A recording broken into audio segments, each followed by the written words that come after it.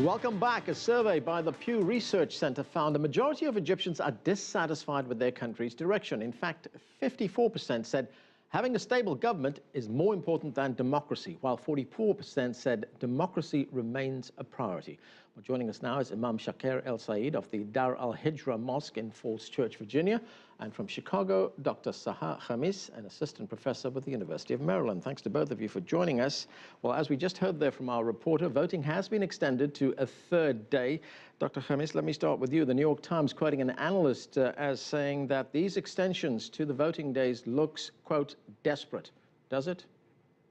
Absolutely. I do agree that it's totally a desperate attempt in order to get more people to vote.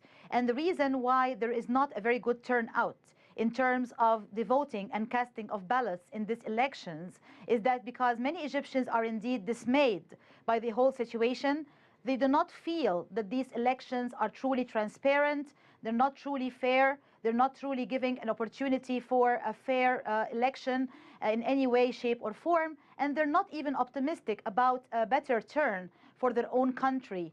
They do know the result almost in advance, they know who's going to be the winner, and they don't feel motivated to go and cast a ballot in this round of elections. So the general atmosphere is that of dismay, this kind of despair, there's a kind of a lack of enthusiasm about taking part in the elections, and I think this whole situation creates this kind of desperate attempt to extend it for a few more days. Right, Imam Shaker, do you share those sentiments that this election is not free and fair, people are dismayed, it's not transparent? I believe it is not dismay. I believe it is the apathy of the coup. How could you have a military coup and then get the military leader whose hands are full of blood, Egyptian blood that is, and then he asks people to come and vote for him? It is so pathetic that this is what he expects people to do. People had several votes before. He took all of these rights away, and now he's asking, and he's not getting any response because that's what he deserves. Dr. Khamis, let's try and put this into some kind of context here. Why is it so important that there be a high turnout for this election? I think that the whole thing has been staged in advance. It's like a joke, really, or a farce. The whole idea is that there's no really, in my opinion, two competitors or two players. I think it is one player and the other person is invited to the table just to give the impression that there is some kind of election in the first place. So in order to make the full play or the full joke look more realistic and more convincing to people, they're interested in having numbers of people show up at the election poll and actually, maybe pictures of people casting their ballots. But as I said in my previous comment, many Egyptians do not take this seriously because they don't feel that it's going to provide any kind of serious, positive outcome for their own country. And the whole idea of voting is to try to make a difference in the results, different in the election's outcome, and I don't think this is the way Egyptians see it right now. They know the result in advance. Right, Imam Shaker, is that what we're seeing here? Is this election a mere formality? Is the result a foregone conclusion, the outcome all decided? Yeah, the military appointed him as a president, and then he told him, go and run. He came to run, like any candidate. People ask him, what is your agenda? What do you want to do? He says, I have nothing. I have no resources, the country is poor, don't expect anything. So why should people be motivated to stand in line? He promises nothing but dismay.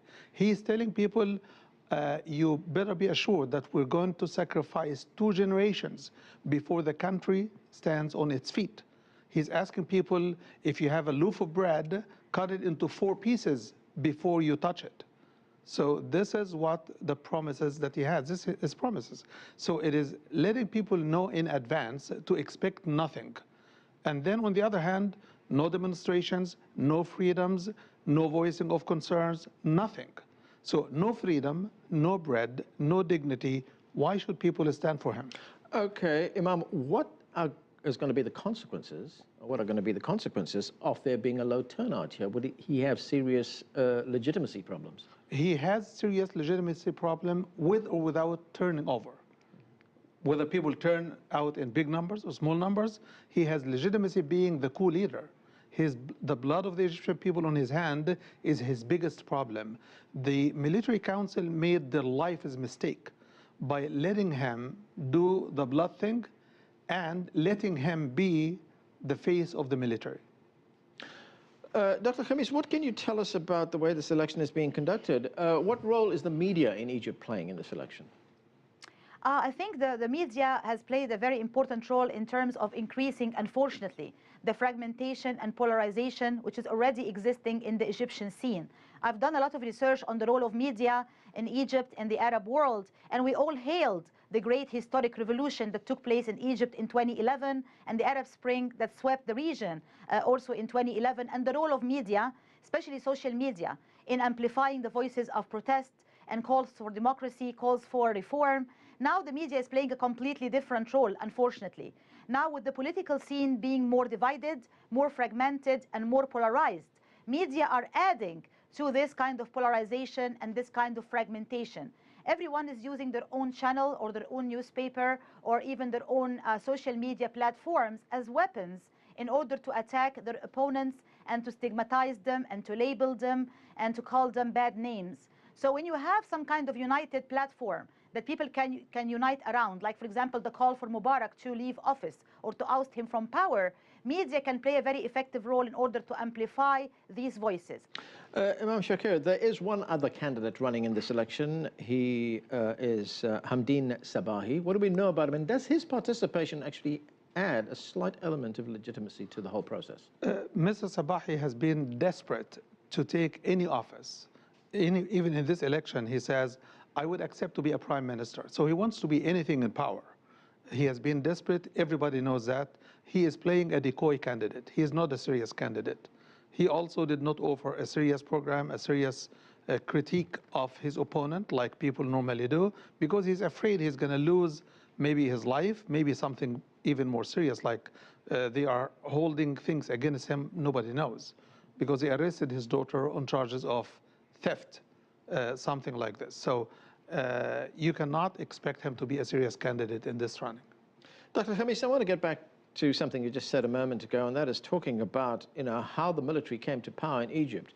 The democratically elected government under Mohamed Morsi, who led the Muslim Brotherhood government, was deposed in a popular uprising. Was that, in retrospect, a mistake? It is definitely a mistake. It's a very big one because no matter what, I think that Morsi did his own share of mistakes. His rule in office was not perfect. It was not ideal. But you cannot change a country like Egypt with all its economic and political and social challenges in 1 year and just turn it around. That's not a realistic expectation whatsoever.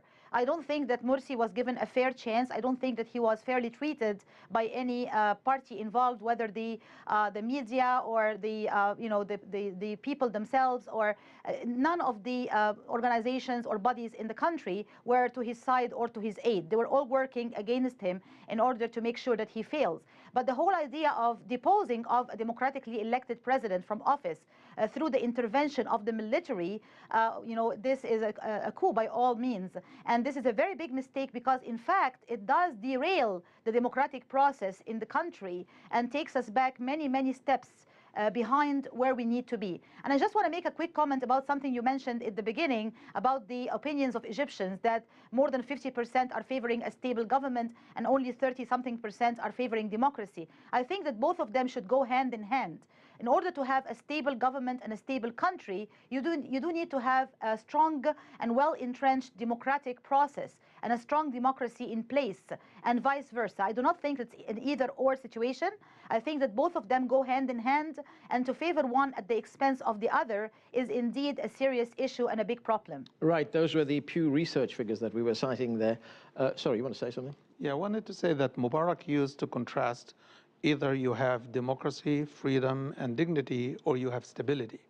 And he always came to Washington and say, if I go, it will be chaotic. It's either me or chaos.